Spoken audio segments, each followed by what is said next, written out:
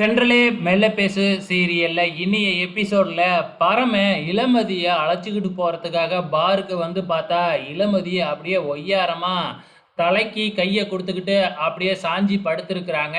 ரெண்டு பேர் இளமதி கிட்ட தப்பா நடந்துக்க முயற்சி பண்ணாங்க இல்லையா, அவங்க என்னடானா அப்படியே ஓரமா வந்து பார்த்தீங்கன்னா அப்படியே குத்த வச்சு உக்காந்துக்கிட்டு இருக்கிறாங்க. அவங்க தலையில ரத்தமா வடிஞ்சுக்கிட்டு இருக்கு. பரம ஆரம்பத்துல அவங்களெல்லாம் கவனிக்கவே இல்ல. இளமதிய தான் வந்து கூட்டிக்கிட்டு போறேன் அப்படின்னு சொல்லிட்டு, இளமதி வா வான்னு கூப்பிட்டு பார்க்குறாப்புல. ஆனா இளமதி இருந்துகிட்டு, நான் ஏன் வரணும்? என் இஷ்டத்துக்கு நான் என்ன வேணுமாலும் பண்ணுவேன். நீ தானே சொன்ன, உன் இஷ்டத்துக்கு நீ என்ன வேணுமாலும் பண்ணுவேன்னு. அதே மாதிரி தான் நானும் பண்ணுவேன் அப்படின்னு சொல்லி அடம் பிடிச்சுக்கிட்டு இருக்கிறாங்க. உன்னால அம்மாவுக்கு தான் கெட்ட பேர் வரும். அம்மா வேற எம்எல்ஏ எலெக்ஷனுக்கு நிற்கிறாங்க. ஒழுங்க மரியாதையா என் கூட வா, வீட்டில் கொண்டு போய் விட்டுறேன் அப்படின்னு சொல்லி பார்க்குறாப்புல. சொல்லிக்கிட்டே அப்படியே இந்தாண்ட திரும்பும் பொழுது அவங்க ரெண்டு பேரும் தலையில் ரத்தம் வடிய வடிய உக்காந்துக்கிட்டு இருக்கிறாங்க அழுதுகிட்டே.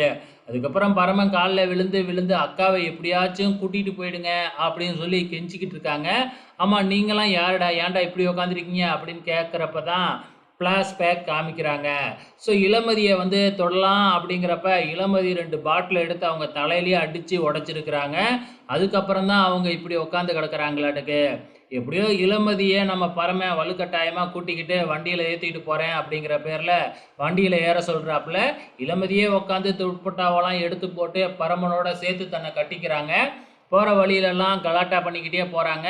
வழியில் போலீஸ் வேறையா மறைச்சி செக் பண்ணுறாங்க. அப்போ என் பொண்டாட்டி தான் குடிச்சிருக்கா, நான் குடிக்கல அப்படின்னு சொல்லி எப்படியோ நம்ம பரம அழைச்சிக்கிட்டு போகிறாப்புல. வழியில் பூவை பார்த்த உடனே பூவெல்லாம் பறித்து பரமங்கிட்ட ப்ரப்போஸ் பண்ணுறாங்க. ஆனால் பரம இருந்துக்கிட்டு அந்த பூவை வாங்கி பிடிங்கி தூக்கி போட்டுடுறாப்புல. இதனால் இளமதிக்கு கொஞ்சம் வருத்தம் தான்.